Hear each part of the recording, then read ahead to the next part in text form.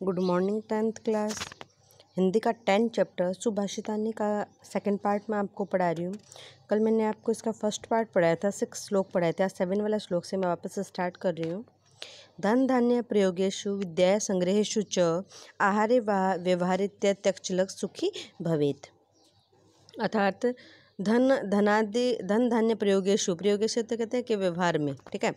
धन धान्य के व्यवहार में विद्या संग्रहेषु च, विद्या और व्यापार के संग्रह में, ठीक है। धन धान्य प्रयोगेषु नहीं, व्यवहार में, धन धान्य के प्रयोग में या व्यवहार में, अथवा विद्या संग्रहेषु च, विद्या और धन धान्य के व्यवहारों में और विद्या व्यापारों में धन धान्य के प्रयोग में और विद्या व्यापारों में, धन धान्य के व्यवहार में अथवा व्यवहार में, विद्या के संग्रह में, विद्या संग्रह और विद्या के संग्रह में आहार व्यक्त तचल जाए। तब भोजन एवं व्यवहार में, आहार यानी भोजन में, अब भोजन एवं व्यवहार में लज्जा रहित तो होकर सुखी होना चाहिए। अर्थात धन धान्य के लेन देन में, विद्या की प्राप्ति में, भोजन में, व्यवहार में जो मनुष्य लज्जा नहीं करता है वही मनुष्य हमेशा सुखी रहता है। विद्या विवादाय धनामदाय शक्ति परेशान परिपीडनाय खलस्य साधो विपरीत एतत् सज्ञानाय दानाय च रक्षणाय।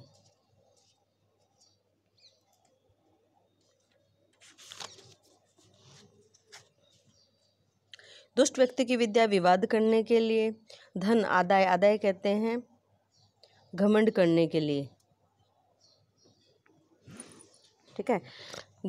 विद्या विवाद के लिए दुर्जन व्यक्ति की जो विद्या होती है, दुष्ट व्यक्ति की जो विद्या होती है विवाद के लिए होती है, धन घमंड के लिए होता है, शक्ति परेशान पीड़ना दूसरों को कष्ट पहुंचाने के लिए होती है या पीड़ित करने के लिए होती है। खलस्य साधो विपरीत, लेकिन खलस्य यानी दुष्ट व्यक्ति के विपरीत जो सज्जन होते हैं वे इससे सबसे विपरीत होती हैं। सज्जन की विद्या ज्ञान के लिए, ठीक है, दानाय च रक्षणाय, धन दान देने के लिए, और जो शक्ति होती है वो हमेशा दूसरों की रक्षा के लिए होती है। खलय सर्पस्य मात्राणि पर छिद्राणि पश्यति आत्मनो बिल मात्राणि पश्यन्नपि न पश्यन्ति। दुष्ट व्यक्ति खलय सर्प मात्राणि पर छिद्राणि पश्यन्ति, जो दुष्ट व्यक्ति होता है सर्पस्य मात्राणि यानी सरसों के समान, ठीक है।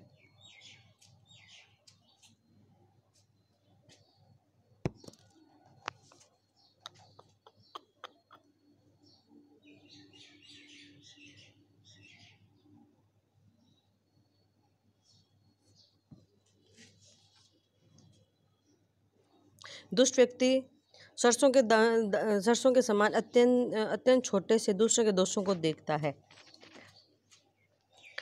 खलय सर्प मात्राणि पर छिद्राणि पश्यति, ठीक है। आत्मालो बिल मात्राणि पश्यन्ति न पश्यति, ठीक है।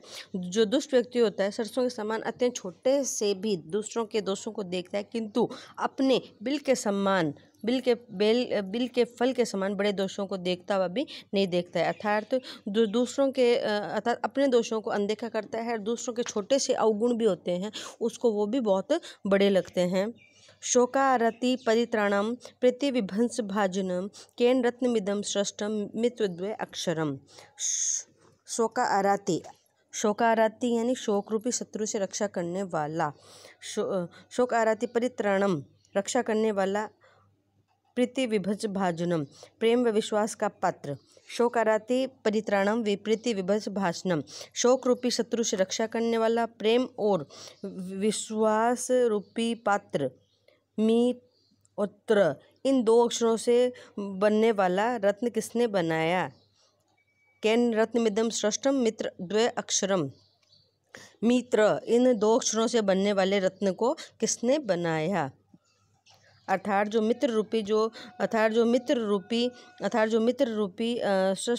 रत्न होता है वो सबसे ज़्यादा सर्वश्रेष्ठ होता है। परोक्ष कार्य हंतारम प्रत्यक्ष प्रिय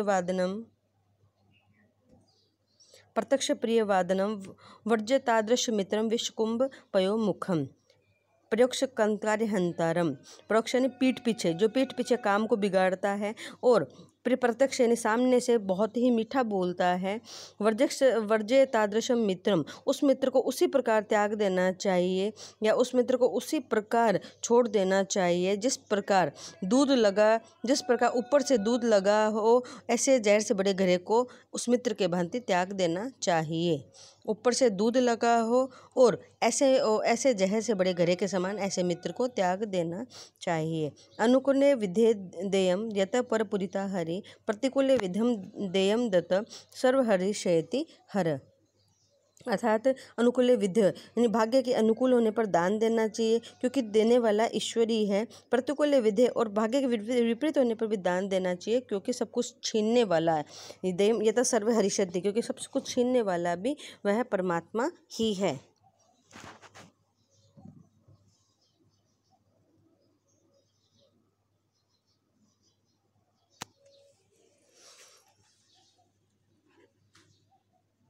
अहिंसा परमो धर्म, अहिंसा परमो धर्म तत् हिंसा परम तप, अहिंसा परम सत्यम यतो धर्म परवर्तते।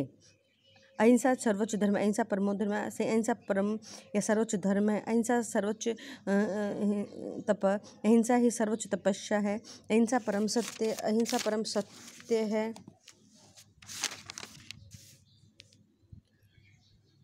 सत्यम ये तो धर्म प्रवर्तित है, क्योंकि जिस अहिंसा से धर्म चलता है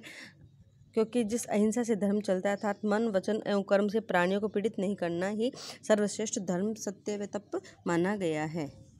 आतातैन आयांतकय हन्या देव विचार्यन ना आयति विधे दोषो हंतु भरवती कश्चन, यानी आते हुए, आयंत यानी आते हुए आताताई को बिना विचारे ही मार देना चाहिए। आते हुए आताताई को आयंत आताताईन आहंत हन्या देव विचार्यन, आते हुए आताताई को बिना विचारे ही मार देना चाहिए। ना आताताई वधे दोषो हंतु भवती कश्चन, क्योंकि आताताई का वध करने या मारने में कोई भी प्रकार का दोष नहीं होता है।